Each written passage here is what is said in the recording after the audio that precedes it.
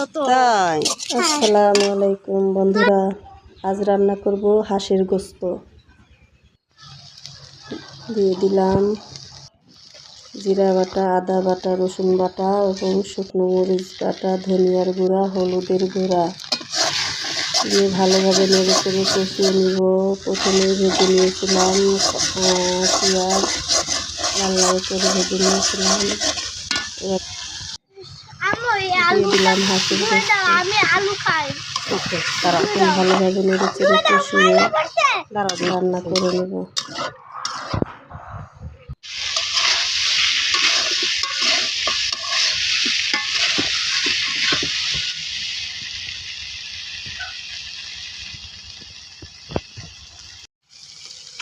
আমার কাছে একটা টাকাও পাইব না, খালি ঠিক জলের টাকা পাইব।